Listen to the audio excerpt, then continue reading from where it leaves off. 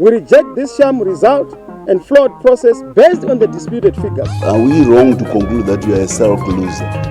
There are no winners or losers, but one united people of Zimbabwe.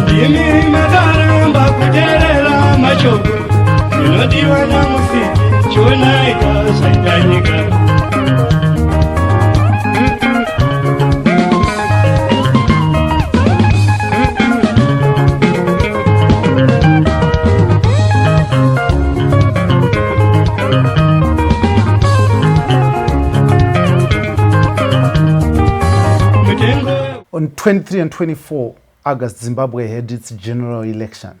Now, in that general election, the results have been announced, and the bone of contention has been on the presidential results. Now, here, President Emmerson Dambudzo Mnangagwa was elected, announced the winner of this election to serve his second and final 5-year term. These results have been disputed by the CCC. They say that this is an electoral haste, an election stolen, and they have vowed to ensure that they get back what has been stolen. Now, on this, the Free Talk, in proud partnership with the Frederick Newman Foundation for Freedom, I will be joined by the CCC spokesperson, Promise Mkwananzi, to hear more into this allegation of electoral theft or haste, as they call it. Now join me, your host, Dara B, as we talk elections, theft, and the future of Zimbabwe. On this, the Free Talk, in proud partnership with the Frederick Newman Foundation.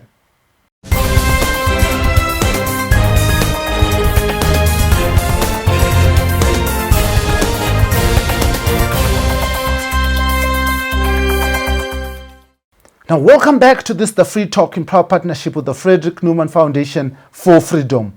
Now, I will be joined via Zoom by the CCC spokesperson, Promise Mkwananzi. Now, he is not able to join us live in the studio because, well, there was an attempt to abduct him during a press conference that was being streamed live. And it was beamed live into people's homes as this happened, with people who we later identified to be members of the police law and order department. Right, folks, thank you very much for joining us. Congratulations on your appointment as the CCC spokesperson. Just to recap for us what has happened. Thank you very much. Yeah, since you took office as a spokesperson of the CCC. Well, what has happened is that we've been, I came in at a very critical moment.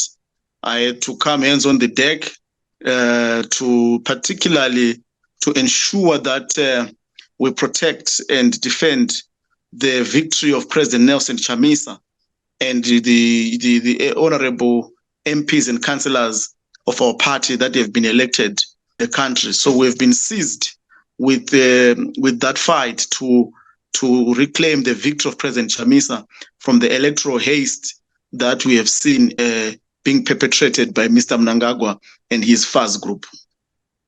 But you do accept that you won 73 seats in parliament, and you won a number of council seats, right?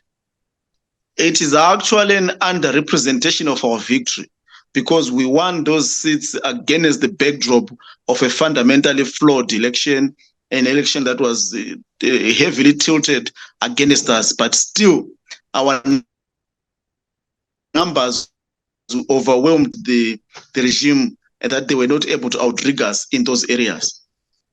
Mm-hmm.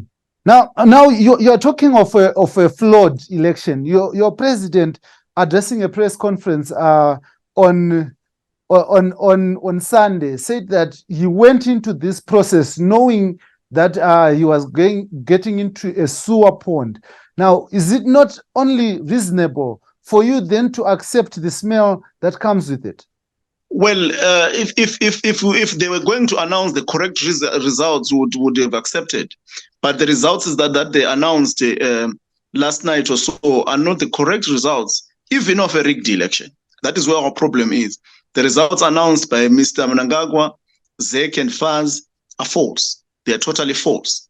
We believe that we won this election in spite of its unfreeness and unfairness. They must announce the results which show that Mr. Chamisa is the one that won those elections. What is your basis of saying that these results are false or fake, as you put them? What is the real result? Well, did you see that? Have you ever seen the money machine counting money? How fast it counts? That is how fast these results were counted by Mr. Mnangagwa and these groupings. And the question is, what was the hurry about? What was the hurry about? The hurry is about a hurried inauguration of Mr. Mnangagwa ahead of the SADC summit. And so we know that these results are not true. These results are not a true reflection of the people of Zimbabwe. We say so because we've got our own parallel tabulation that we have done, that we are continuing to do, which show a totally different perspective. And I know that the question among many people is when we are going to bring out that tabulation. I can tell you that we're going to bring it out in due course. According to the Constitution, the election, after the election, we've got about 5 days to announce the results. And we expected Mr. Mnangagwa to take his time, because it would have been up to today. But he already announced those hurried results 2 days ago. So we are still well within the time frame of announcing the results that we have as well, the tabulated ones. But 5 days is the maximum that ZEC has to deliver results, and they can do it in 1 day if they have all the results. Is that not correct? Yes, they can do it in 1 day as long as they are doing it properly. This was not done properly. As you know, that our agents refused to sign. Your mic is muted. Yeah. Yes, we were talking about this 5 days being the maximum, and ZEC was so efficient as to deliver the results before 5 days. Is this not a good thing for democracy? Isn't that laughable? Isn't that laughable? Why were they not efficient in delivering the ballots? Yeah, we cannot accept selective efficiency.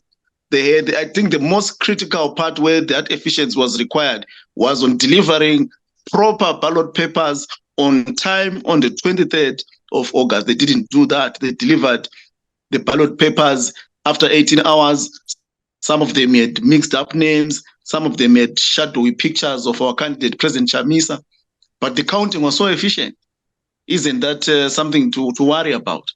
But wouldn't you want to have results announced efficiently, given what happened in 2018? We want the election process to be run efficiently, not the results to be announced efficiently. We want the election process to be run efficiently. Remember that an election is a cycle, it's not an event. From the registration process, we didn't see that efficiency. Delimitation process, we didn't see that really efficiency. Delivery of ballot papers, we didn't see that efficiency. Giving out the ballot papers to contesting parties so that they can verify them, we didn't see that efficiency. We only saw the efficiency when it comes to announcing the results, and we have a problem with that. Now, what informed your agents or the representatives of Nelson Chamisa refusal to sign those results? It's obviously that the process was not going in the manner that it's supposed to go. As you know, this election, we call it an election haste. It's a haste from the beginning. There has been a total destruction of the constitution, total defiance of the Electoral Act and all laws related to elections, total undermining of the SADC protocol and guidelines on free and fair elections. It has been shambolic. It has been illegal and unconstitutional. It's a whole scandal out there. And there was no way that our candidates could sign that. And I'm sure that you and I agree that they've also been vindicated by the affirmation of the unfairness and unfairness of this election as encapsulated by SADC and other election observer missions in their preliminary statements that they took out thus far. But ZANU-PF has argued that the SADC preliminary report was a creation of Nevas Mumba, who apparently they say was helping fund the CCC election campaign and also a very close friend of your president. Would that be factual? Our election campaign was funded. No, that's not factual. That's actually malicious. This campaign was wholly funded by Zimbabweans, domestic and in the diaspora. Our own candidates, our own champions used the little resources they had to finance this struggle, including Zimbabweans in the diaspora. We had no funding from international institutions, international organizations. We had no funding from any other political party or government in the region or elsewhere. But let's talk about this parallel tabulation that you're talking about. Did you have polling agents in every single polling station? We had more than 12,000 polling agents in every polling station. The problem is that some of our polling agents were displaced. We've made, I think, reported extensively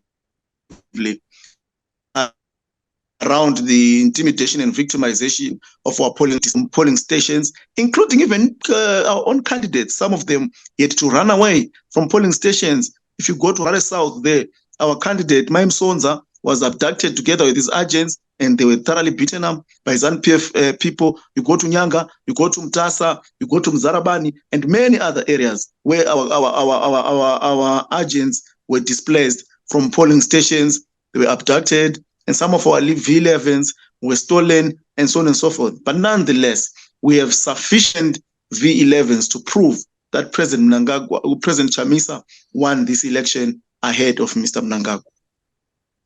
But what if those V11s that are missing, that you allege that were stolen, are missing, are the ones that turned the election? My friend, we had anticipated all these things. We have got our V11s. We've got some ways and means that we use to make sure we secure our V11s. We are living in the era of technology. I can not say much, but we've got our V11s. Even if you raid the offices and steal the residue that you will find there, we'll still be able to show the nation those V11s. Last election in 2018, when there was the MDC alliance, which your president Nelson Chamisa was leading, he held a press conference, bandaged papers, said that he had V11s with him. But when court came, he didn't have them. Is that not the same scenario that we're repeating? Absolutely not. Absolutely not. And it's not even true that he didn't have them. You remember that if you follow the court then, there were V11s, there was sufficient evidence to prove that Mr. Mnangagwa lost the elections. And similarly now, we have sufficient evidence to prove that Mr. Mnangagwa lost the elections. And he himself knows that he lost this election. That's why he has hurried to announce that this is his last term, because he's also facing pressure, more pressure internally from ZANU-PF than externally. Because even his friends are saying, my guy, you've lost 2 elections and we keep saving you. So he knows that he lost the elections. They know in ZANU-PF that he has lost the elections, and that's the pressure for him to announce that this is my last. I will not go this far no more. But unfortunately, his last ended on the 23rd of August 2023. Because as far as we are concerned, this country is in a transition. We are not going back to the pre-23 August scenario. We are going to have a new government in Zimbabwe, a government based on the outcome of this, however flawed, election. You speak about sufficient evidence to show that this election was stolen. Where are you going to present this evidence? Well, we are going to present this evidence to the generality of the people of Zimbabwe primarily, but also we are going to present this evidence to court. We are going to present this evidence to the election or observer missions, who are key stakeholders, to the international community, to SADC, and so on and so forth.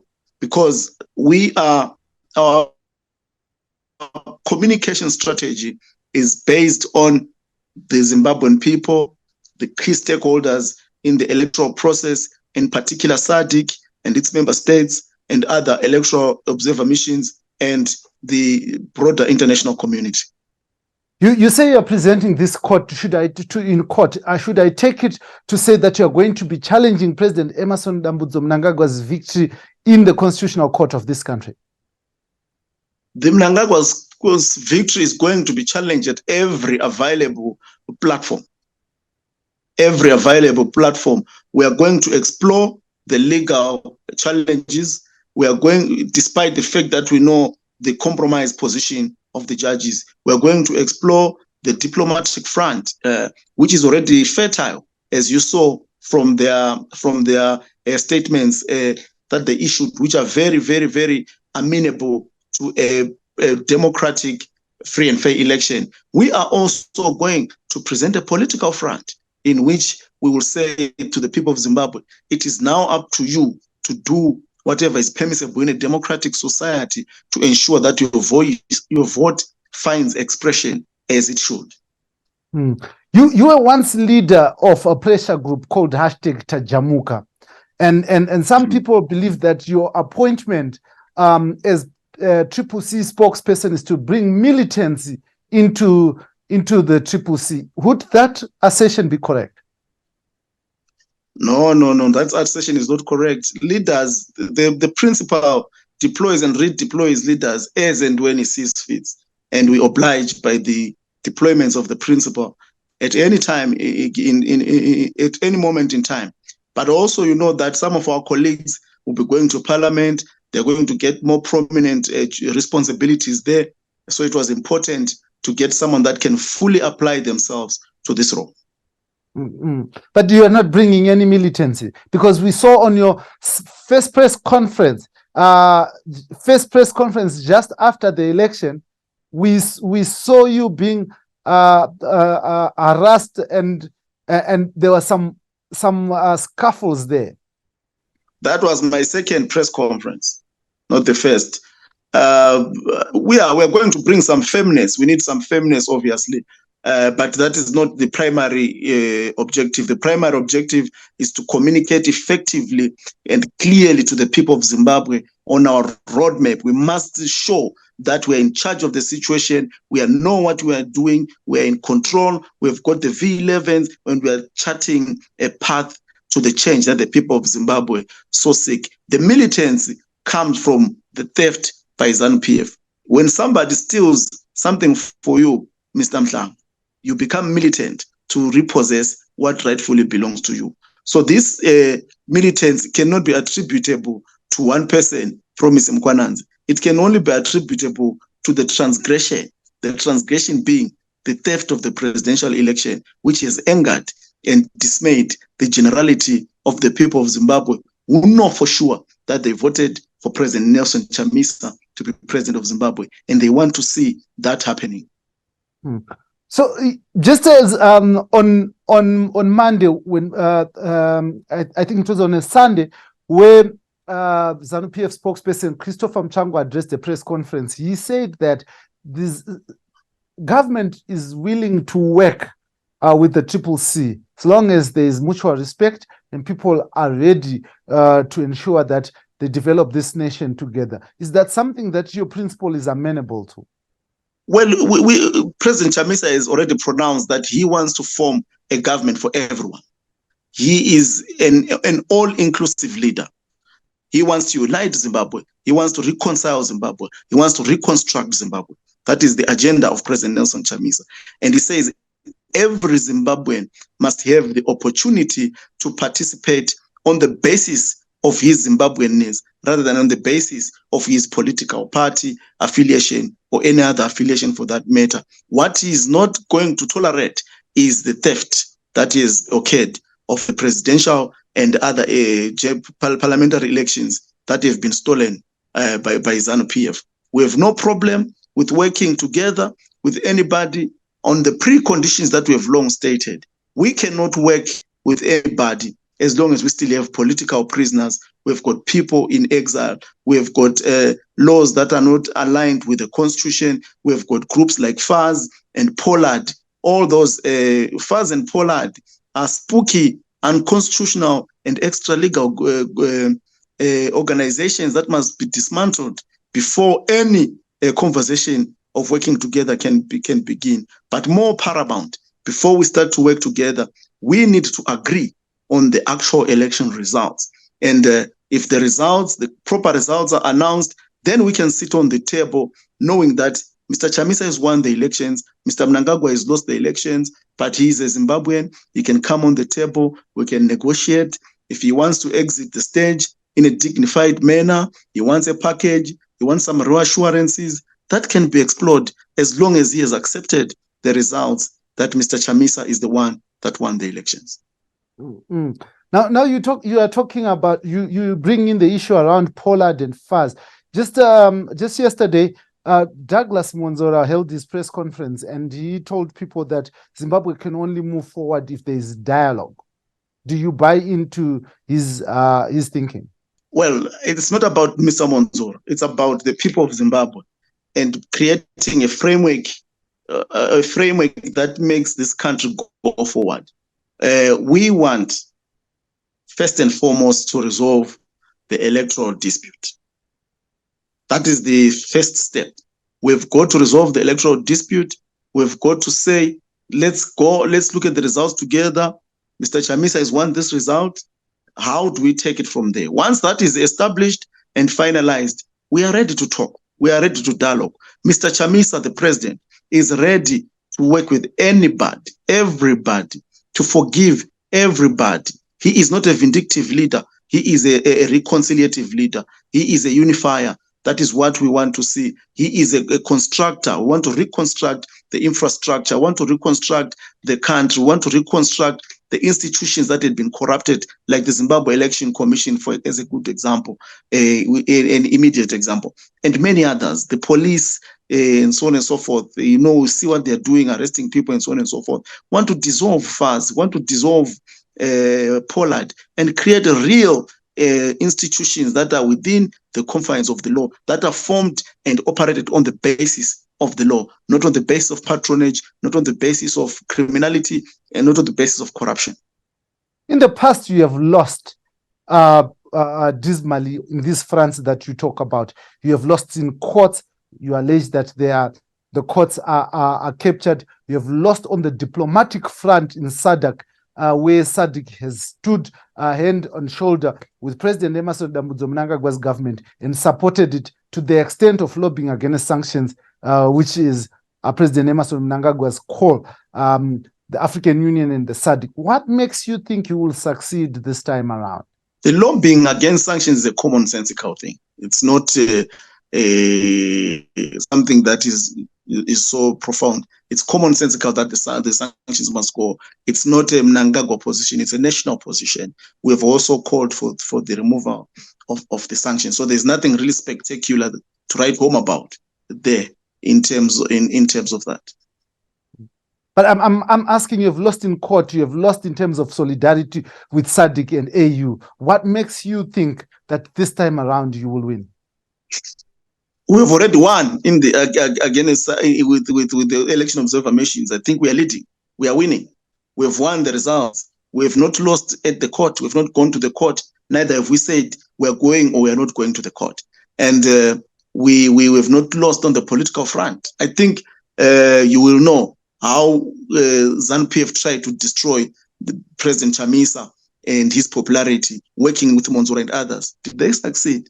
They didn't. Today, we stand stronger than before. So of those three political fronts that I told you about, the political front remains robust and solid. And we're going to be exploring that in addition to the significant victories that we're already scoring on the regional front, in which we have had SADC and many others proclaiming that the elections did not go according to plan. And by the way, this is not to say that they support Triple C. This is to say they support the principles of free, fair, and democratic elections, which is very commendable. But SADC, but Zimbabwe yesterday, on Sunday, categorically told SADC to go and change the preliminary report. And they said that that report had the effect of, number one, adulterating or interfering with the sovereign state of Zimbabwe. Let's talk about that part. They are so used to changing things. That's why they are trying to change the results. It's in their nature, it's their character to change things into their favor. The results came, they saw that the results are not in their favor, they are trying to change them. The review of SADC and other election monitoring agencies came, they are not happy, they want it changed. So why do we invite observers if you're going to detect them to say what they observed?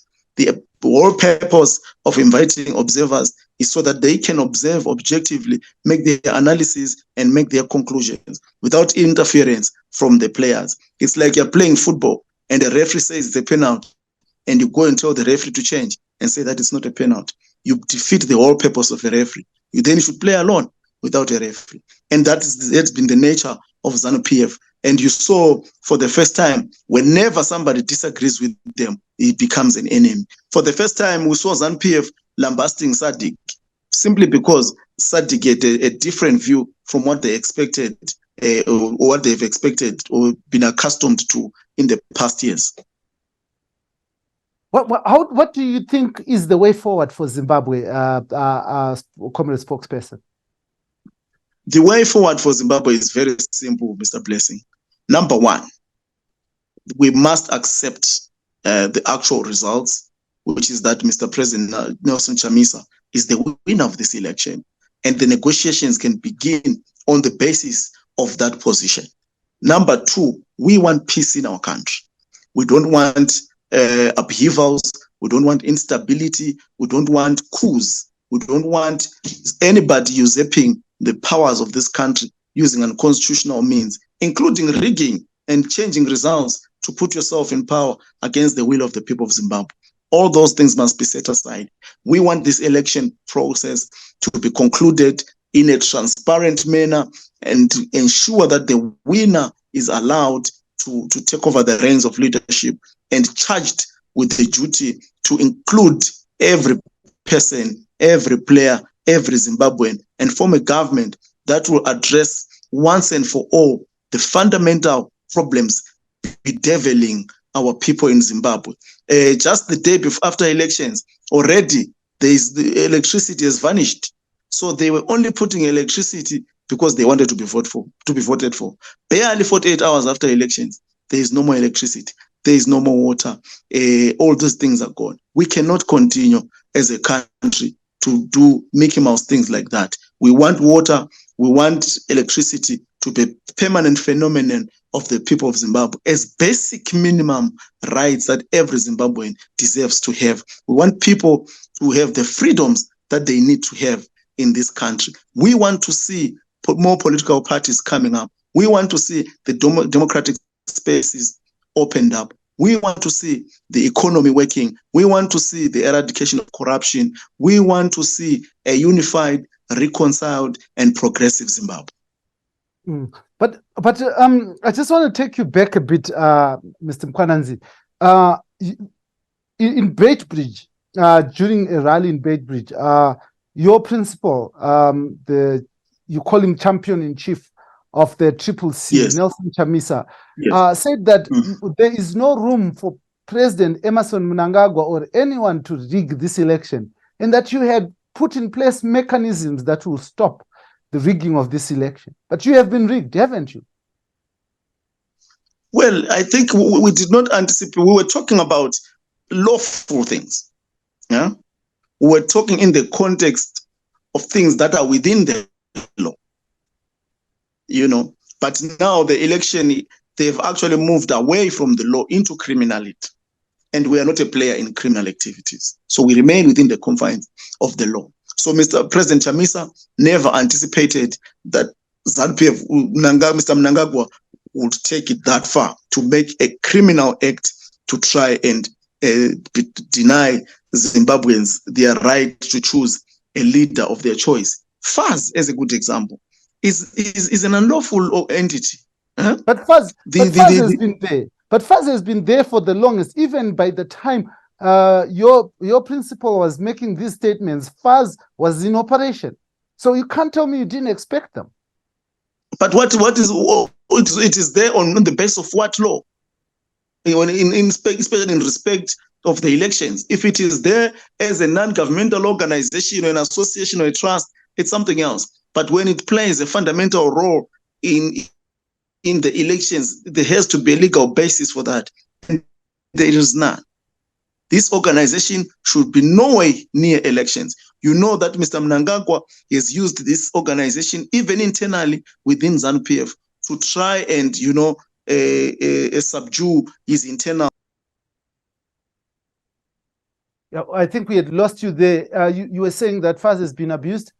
Yeah, I'm saying that FAZ, if it was just an organization, it would have been better. But this is an organization that has been used to fight off, fend off internal opponents of Mr. Mnangagwa within ZANU-PF. And now he has escalated with the use of that spooky organization to fight off the victory of President Nelson Chamisa in the CCC.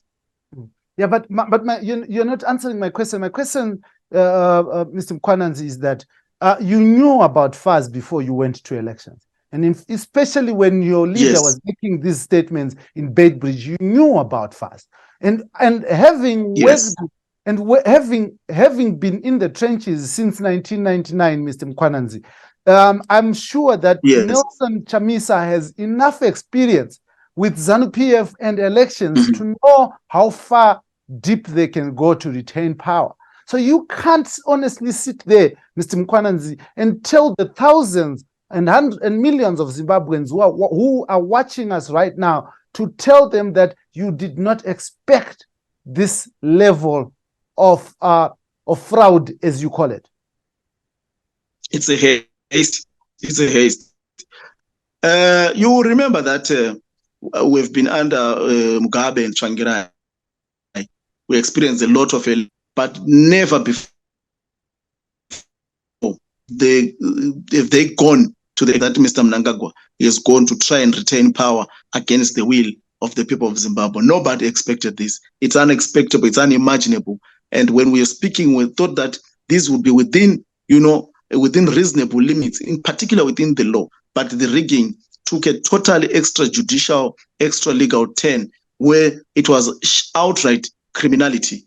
Our people were being beaten, our candidates taken out of polling stations, and our agents being beaten. We've never seen such a thing. In the rural areas, I can tell you that they were marshalling villagers and asking them to take a screenshot of their vote, where they voted. And those who did not have phones, he had to say that they can't read and write so that they could be assisted. And that explains the abnormal high number of assisted voters that we have seen. So the extent to which it went, it goes beyond what is humanly imaginable. And that's why we've said this election, unless Mr. Mnangagwa is willing to announce the actual winner, we are not accepting what they have announced. What they have announced is not true. And you can tell now, right now, they are busy calling our agency clandestinely, trying to change this paper and that paper, because their hurried mathematics has gone wrong. So they're now trying to reconcile and align the V11s and V23s, which are not aligning, because they were just hurrying to announce that result. So you can see that this is a haste, as I have said, which has gone beyond. We know that sometimes people rig elections But honestly, the extent that they have gone is it actually self-defeating. Mr. Mkwananzi, where were you in 2008? I was here in Zimbabwe. Would you honestly compare 2008 presidential runoff with what happened in these elections, and honestly stand there and tell the people of Zimbabwe that you have not seen any worse than what happened in 2023? 2008 general elections were far much better than the 2023 harmonized elections, definitely. The runoff? That one was not an election. That's why it didn't count. It was not an election. Yeah, it was not an election. And I think what we have here borders around similar levels of insanity. It's not an election, what we've experienced. Generally, all observers say that these elections were generally peaceful, and they say they're generally peaceful. And you're saying that there's been a lot of violence. Now, are you telling me that all observer missions skipped the violence, did not see or hear of the violence that you're talking about? They did. They did mention incidents of violence in their reports. If you went through the reports, they did mention incidents of violence. There's someone died. One of our cadres died in Harare here through political violence, and a whole lot of other issues that were taking place across the country. Why should we lose a life over elections? Why should people beat each other over elections? Even if it's one person, why should it happen? Even if it's two people, it doesn't make it any better. Elections should never, ever lead to a loss of life or to violence between political parties. The police just recently issued a statement that you are wanted under a warrant of arrest. Why have you been evading the law, Mr. Mkwananzi? I've never evaded the law. As far as I know, I've been to the courts. I think over the years, I've been a frequent visitor to courts to clear my name of every that was leveled against me. I've cleared everything with the courts of the law. That's why I live here in Zimbabwe. I've been to the courts. I've been to the police several times, long after I was acquitted of the false charges that had been preferred against me. I was actually surprised to learn that the police say they have a warrant of arrest against me. That is totally false. I think I've already addressed it, and we've sent out our lawyers. They have not found any record to that effect. We believe that this is FARS and other spooky organizations that are trying to muzzle my work, which they know I'll be effective in ensuring that we communicate effectively, giving direction and purpose to the people of Zimbabwe to find the motivation to insist on the expression of their vote to be respected. So, some people have said that the CCC should abandon outrightly all the wins that it had in this election to show that it is totally not happy, that all your 73 elected legislators should not walk into parliament, all your councillors should not walk into council. What is your view on that assertion? Well, we cannot, we can, like I said, the victory that we had in those areas you're talking about is actually an underrepresentation of what we should have gotten. And you see that if in the raw areas they can undermine our victory like that, what about if they can undermine our victory to that extent in urban areas, what about in rural areas? So we're not going to surrender those spaces. We're not going to surrender our victories. We're actually going to claim more of our victories. As you'll see, we believe that we actually want more parliamentary seats, more proclaimed by ZEC. That's why I say that what has transpired is an underestimation or underrepresentation of the victory that we attained. So maybe as we close, Mr. Mkwananzi, let's just get facts right. Are you challenging in court any of the parliamentary losses that you have suffered? We are in the process of finalizing our strategy, but I can tell you that in that strategy, we are not excluding all options available to us. Be they legal, be they diplomatic, be they political, we are going to explore and consider all the actions and options that we have to restore the victory that Triple C and President Chamisa achieved.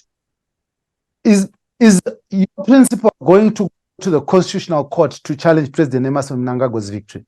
Like I said, we are exploring all those options. What we don't want is for Mr. Mutsvangwa to tell us what to do to remedy the situation. We know what we are doing. We are in control, and we weigh our options and apply them as and when it is appropriate and strategic. SADC has urged you, if you are not happy, to approach the court. You seem to be listening to SADC. Are you going to listen to this advice? We've always listened to SADC, but at the end of the day, that we make the decisions that are beneficial to our movement and its interests. Would you be open, or is your movement going to call for nationwide demonstrations?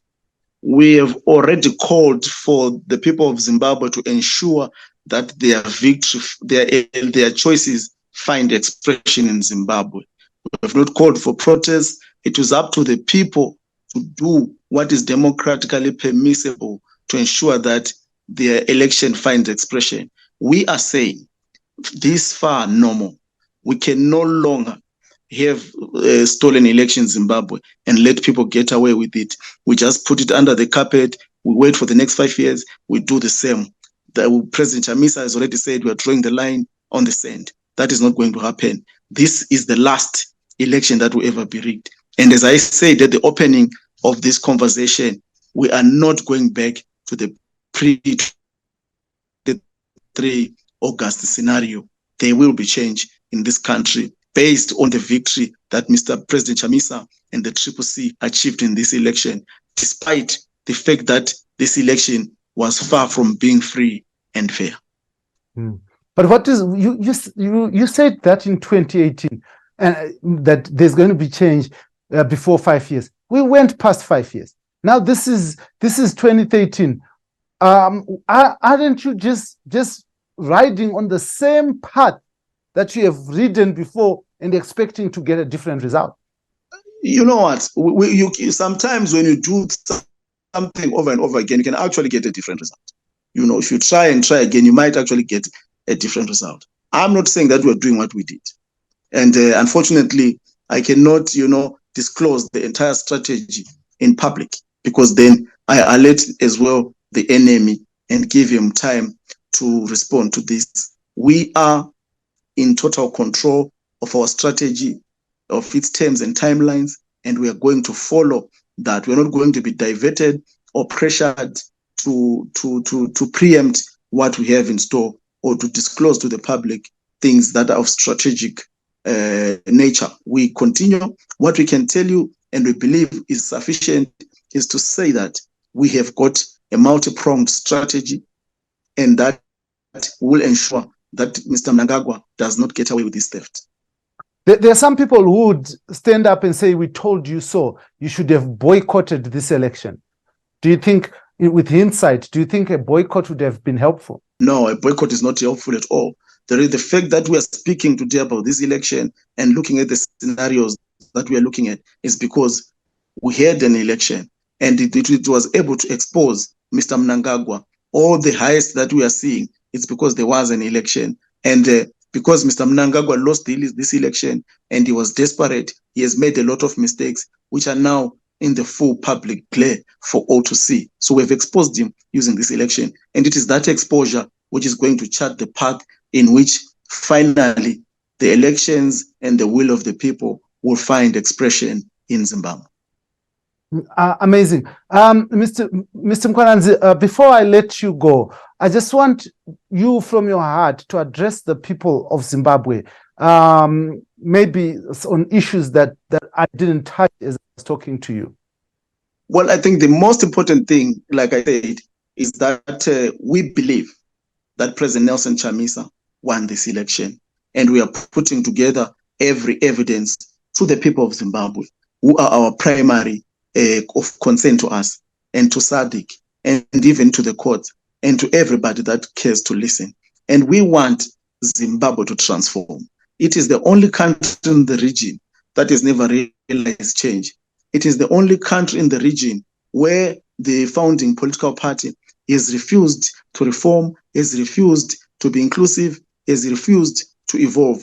We want this to come to an end because all it has caused is the suffering of the people of Zimbabwe. We want a true multi-party democracy.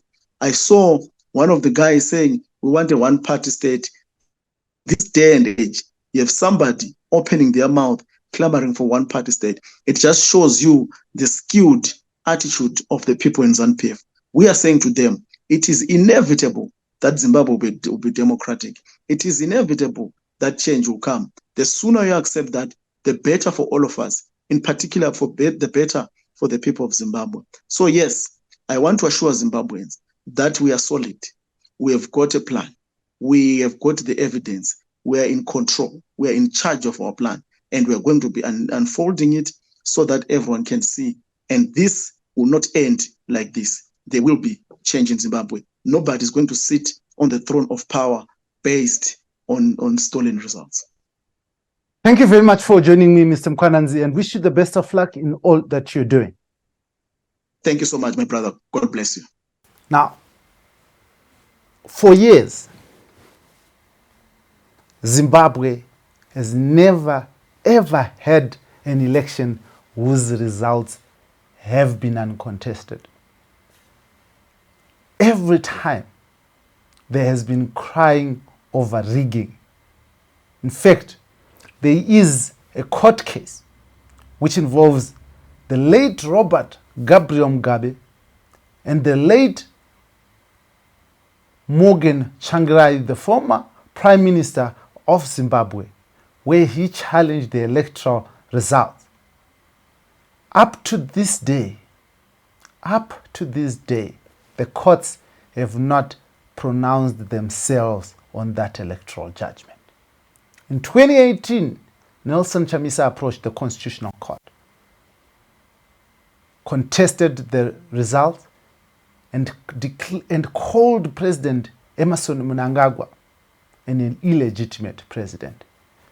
His 5 years of power from 2018 to 2023 have been centered around what was termed a stolen election. In this election cycle again, this election has been termed stolen. Observer missions of note, who include SADC, AU, and the EU, have cast aspersions on this election. They came short in diplomatic parlance to calling it a sham election. Now this is the Free Talk. This will always be the Free Talk. With me, your host, Dara B. Zimbabwe needs to find each other. Zimbabwe needs to find a path for prosperity, a path for oneness, and a path for cohesion. People need to start talking to each other. And here, that's the Free Talk, the diversity of views. We encourage dialogue. And we encourage unity of purpose in this country. Until next time, thank you for joining me, your host as usual, Dara B.